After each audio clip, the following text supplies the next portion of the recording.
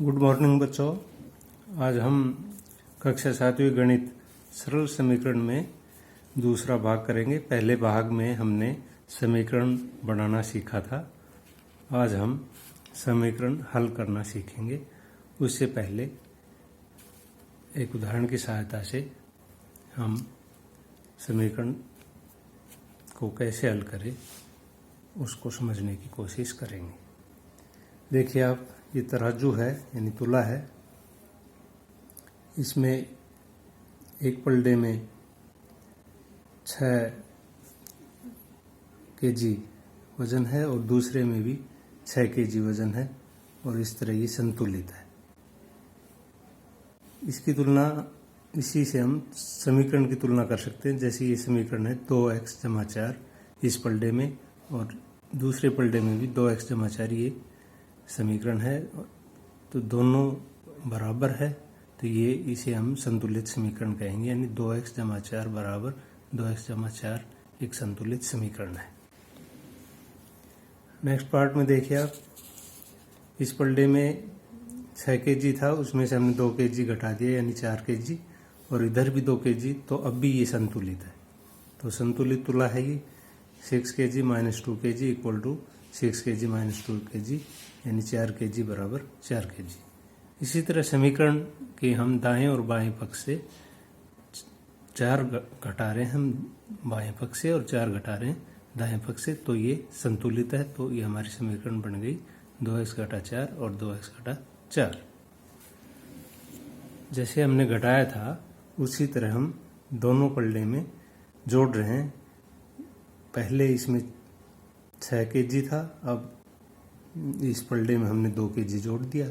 इसी तरह 2 kg इसमें जोड़ दिया, तो अब भी ये संतुलित है, क्योंकि 6 kg = 2 kg बराबर 8 kg बराबर 8 kg। इसी तरह हम जो समीकरण था 2x + 4, इसके बाएं पक्ष में हमने 3 जोड़ दिया और दाएं पक्ष में भी 3 जोड़ दिया, तो ये अब भी संतुलित है। अब ये समीकरण बन गए 2x + 7 बराबर 2x + 7। अब इनको देखिए आप, ये तुला असंतुलित है। क्यों? क्योंकि इस बाएं पलड़े में 5 kg है, जबकि दाएं पलड़े में 3 kg है। इसलिए ये, क्योंकि ये बराबर नहीं है, इसलिए ये असंतुलित है। तो इसी प्रकार यहाँ पे देखिए समीकरण से तुलना करते हुए, ये है 4x + 5 और ये है 4x + 2, जो कि बराबर नहीं है, इसलिए ये तुला भी असंतुलित है। नेक्स्ट में आप देखिए, ये संतुलित है, लेकिन यदि हम इस बाएं पलड़े से 1 kg कम कर दें और दाएं पलड़े से 2 kg कर दें, तो ये असंतुलित हो जाएगी। या ये देखिए, ये संतुलित है। यदि हम बाएं पलड़े में 2 kg जोड़ दें और दाएं पलड़े में 1 kg जोड़ दें, तो भी ये असंतुलित हो जाएगी। तो इसी प्रकार हम समीकरण से तुलना करें, तो यदि हम दोनों तरफ बराबर मात्रा में जोड़ रहे हैं या बराबर मात्रा में घटा रहे हैं, तो वो संतुलित रहेगी। और यदि हम एक पक्ष से में कम जोड़ें और दूसरे पक्ष में अधिक जोड़ें, तो वो असंतुलित हो जाएगी। या एक पक्ष से ज़्यादा घटा दें और दूसरे पक्ष से कम घटा दें, तो वो असंतुलित हो जाएगी और वो समीकरण नहीं रहेगी। आइए अब हम समीकरण हल करने की कोशिश करते हैं, लेकिन उससे पहले हम कुछ नियम दोहराते हैं जिनको हमें याद रखने की ज़रूरत है। एक समीकरण को हल करने के नियम। तो पहला नियम है, किसी समीकरण में बायां पक्ष सदा दायां पक्ष के बराबर होता है। जैसे ये समीकरण यदि हम देख रहे हैं, इसमें 2x + 4 ये बायां पक्ष है, जबकि 8 है वो दायां पक्ष है, तो ये बराबर है। दूसरा, समीकरण के दोनों पक्षों में एक जैसी संख्या जोड़ी जा सकती है। जैसे 2x + 4 में यदि हम 2 जोड़ते हैं, तो 8 में भी 2 जोड़ सकते हैं। समीकरण के दोनों पक्षों में से एक जैसी संख्या घटाई जा सकती है। यदि बाएं पक्ष से हम 5 घटाते हैं, तो दाएं पक्ष में भी 5 घटाएंगे। चौथा पॉइंट है, समीकरण के दोनों पक्षों को एक जैसी संख्या से गुणा किया जाता है। यदि हम बाएं पक्ष को 2 से गुणा करते हैं, तो दाएं पक्ष को भी 2 से गुणा करेंगे। पांचवा पॉइंट है, इसमें समीकरण के दोनों पक्षों को एक जैसी संख्या से भाग किया जा सकता है। यानी यदि हम बाएं पक्ष को 8 से भाग कर रहे हैं तो दाएं पक्ष को भी 8 से भाग करेंगे। इन नियमों को ध्यान में रखते हुए हम अब एक्सरसाइज 4.2 हल करेंगे। इसमें पहला क्वेश्चन है, उसका पहला पार्ट है x घटा 1 बराबर 0 को हल कीजिए। तो इसको हल करने के लिए हम क्या करते हैं, दोनों पक्षों में 1 जोड़ते हैं। तो दोनों पक्षों में 1 जोड़ने पर तो ये बन गया x घटा 1 जमा 1 बराबर 0 जमा 1। यहाँ पे 1 जमा और 1 घटा आपस में कैंसिल हो गया, तो यहाँ x बचा और यहाँ 0 में 1 जोड़ने पर 1 बचा। तो ये x बराबर 1 इसका हल हुआ। इसी तरह इसका डी पार्ट देखिए, x जमा 6 बराबर 2 को हल कीजिए।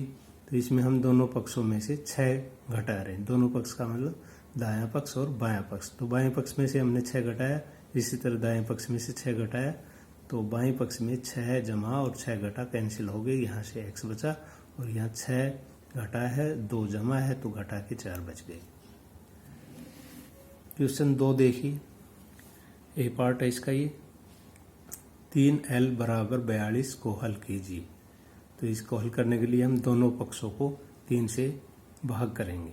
दोनों पक्षों को 3 से भाग करने, जब हमने दोनों पक्षों को 3 से भाग किया तो यहाँ आप देख रहे हो ऊपर 3 है नीचे भी 3 है, ये कैंसिल हो गया तो यहाँ से l बच गया और 42 को जब 3 से भाग किया तो ये 14 है। तो l बराबर 14 इसका हल है। दूसरे क्वेश्चन का सी पार्ट देखिए आप, p भाग में 7 बराबर 4 को हल कीजिए। तो दोनों पक्षों को 7 से गुणा करने पर आप देख रहे हो p बटे 7 गुणा 7 बराबर 4 गुणा 7। तो यहाँ 7 से 7 कैंसिल हो गया, तो यहाँ से p आया और यहाँ से 4 को 7 से गुणा किया 28 आया। क्वेश्चन तीसरा देखिए आप, अब हम इनमें थोड़े बड़े क्वेश्चन हो गए हैं, एक बार जमा या घटा की कार्रवाई करेंगे और एक बार जो भाग या गुणा की कार्रवाई करेंगे। तो आप देखिए पहला तीसरे का ए पार्ट है, 3n-2 बराबर 46 को हल कीजिए। तो पहले हम इसमें दोनों पक्षों में 2 जोड़ेंगे। तो दोनों पक्षों में हमने 2 जोड़ा, बाएं पक्ष में बायां पक्ष हो गया 3n घटा 2 जमा 2 बराबर दायां पक्ष हो गया 46 जमा में 2। तो आप देख रहे हो घटा का 2 है जमा का 2 है तो ये कैंसिल हो गया, तो ये हो गया 3n बराबर ये 46 जमा 2 48। तो आधा हो गया हमारा ये। उसके बाद ये 3 गुणा में है, तो हम देख रहे दोनों पक्षों को 3 से भाग करने पर तो 3n भाग में 3 बराबर 48 भाग में 3। यहाँ से ये 3 से 3 कैंसिल हो गया, तो यहाँ से n बचा और ये 48 को 3 से भाग किया 16। सी पार्ट देखिए इसका, 20p भाग में 3 बराबर 40 हल कीजिए। दोनों पक्षों को 3 से गुणा करने पर अब देखिए 20p भाग में 3 गुणा में 3 बराबर 40 गुणा 3। यहाँ पे 3 से 3 कैंसिल हो गया है, यहाँ से 20p आया इक्वल टू 40 गुणा 3 120 आया। अब क्या करेंगे, दोनों पक्षों को 20 से भाग करने पर तो 20p भाग में 20 बराबर 120 बटे 20। यहाँ से 20 से 20 कैंसिल हो गया, यहाँ से p आ गया है और 120 को 20 से भाग करेंगे तो 6 आता है। तो बच्चों इनको प्रैक्टिस के लिए आप इस एक्सरसाइज के बचे हुए सवाल आप स्वयं करेंगे। धन्यवाद।